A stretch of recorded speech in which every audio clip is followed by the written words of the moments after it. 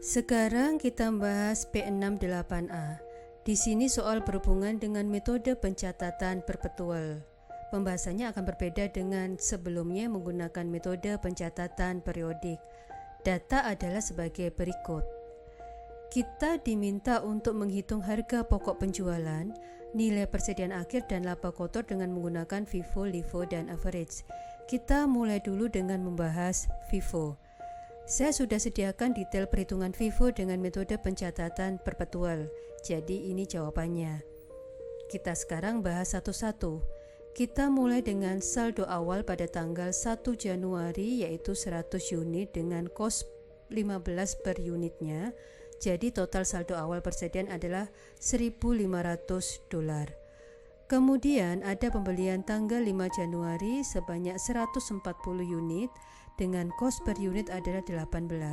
Berarti sekarang tanggal 5 Januari kita punya persediaan sebanyak 100 unit dengan kos per unit 15 dan sebanyak 140 dengan kos per unit $18. Di tanggal 8 Januari terdapat penjualan sebanyak 110 unit.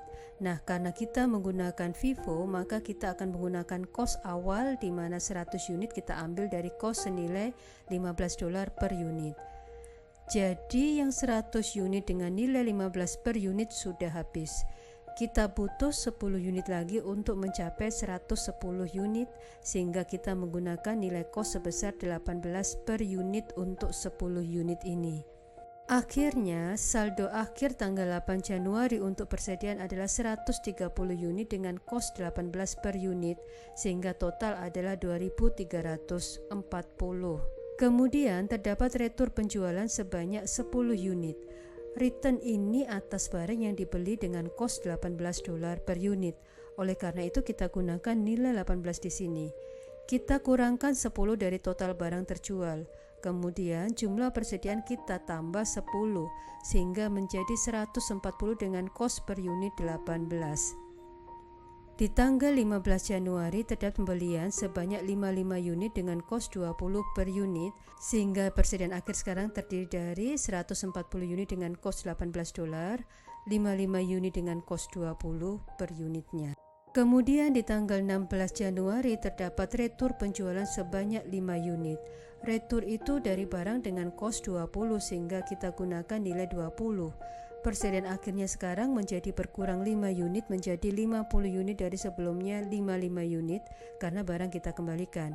Berarti sekarang terdapat persediaan akhir dengan jumlah 140 unit dengan kos per unit 18 dan 50 unit dengan kos per unit 20. Selanjutnya terdapat penjualan sebanyak 90 unit. Berarti 90 unit itu menggunakan kos yang 18 dari persediaan yang berjumlah 140 unit. Sekarang persediaan dengan nilai $18 menjadi 50 unit. Kemudian terdapat persediaan lainnya sebanyak 50 unit dengan nilai $20 per unitnya. Terakhir di tanggal 25 Januari terdapat pembelian 20 unit dengan kos per unit 22 sehingga persediaan akhir sekarang terdiri dari 3 jenis kos yang senilai 18, 20, dan 22. Total persediaan akhir adalah $2.340. Untuk harga pokok penjualan, kita jumlah semuanya di kolom total ini sehingga menghasilkan nilai $3.120. Selanjutnya, kita hitung gross profit dengan cara mengurangkan sales dengan cost of goods sold. Total sales adalah total setiap penjualan bersih berarti termasuk retur penjualan sehingga net sales adalah 5.680. Total sales itu kita kurangkan dengan nilai $3.120 sebagai cost of goods sold sehingga menghasilkan gross profit sebesar $2.560. Kita sudah membahas metode FIFO perpetual. Sekarang kita membahas LIFO perpetual. Transaksi saldo awal di tanggal Januari dan pembelian di tanggal 5 Januari sama dengan metode FIFO tadi.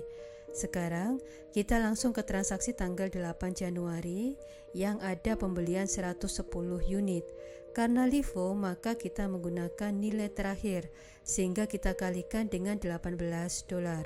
Akhirnya, persediaan akhir di tanggal 8 Januari menyisakan persediaan 100 unit dengan kos 15 dan persediaannya semula 140 menjadi 30 dengan cost per unit $18. Di tanggal 10 Januari terdapat retur penjualan dengan kos sebesar $18 sehingga kita langsung gunakan kos ini. Sehingga persediaan akhir pada tanggal 10 Januari terdiri dari 100 unit dengan kos 15 per unit, 40 unit dengan kos $18 per unit yang sebelumnya berjumlah 30 unit. Karena ada retur penjualan maka persediaan yang ini bertambah menjadi 40 unit.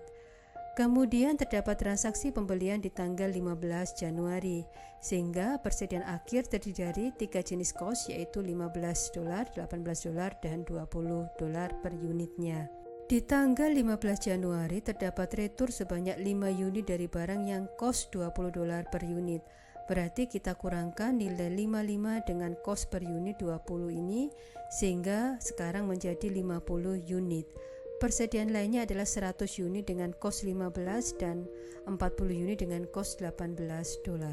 Selanjutnya di tanggal 20 Januari terdapat penjualan 90 unit, berarti kita ambil kos terakhir yaitu sebesar $20 per unitnya. Kita ambil semuanya 50 unit. Sisanya sebanyak 40 unit kita ambil dari kos yang 18 per unit. Di tanggal 25 Januari terdapat pembelian sebanyak 20 unit sehingga persediaan akhir sekarang terdiri dari 50 unit dengan kos 15 per unit, 40 unit dengan kos $18 per unit, dan 20 unit dengan kos $22 per unit. Total persediaan akhir dalam unit adalah 110 unit dengan nilai adalah 1.910. Nilai cost of goods sold adalah 3.520. Sekarang kita menghitung gross profit, caranya sama, sehingga menghasilkan gross profit 2.160. Sekarang kita menghitung nilai persediaan menggunakan metode rata-rata dengan metode pencatatan perpetual. Kita mulai dengan saldo awal sebanyak 100 unit dengan total cost 1.500.000.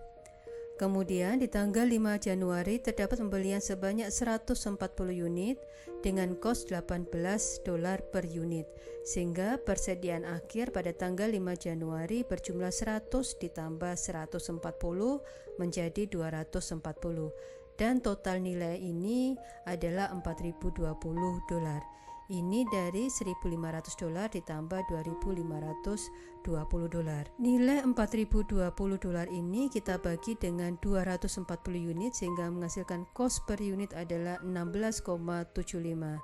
Nilai ini kita pakai ketika ada penjualan di tanggal 8 Januari.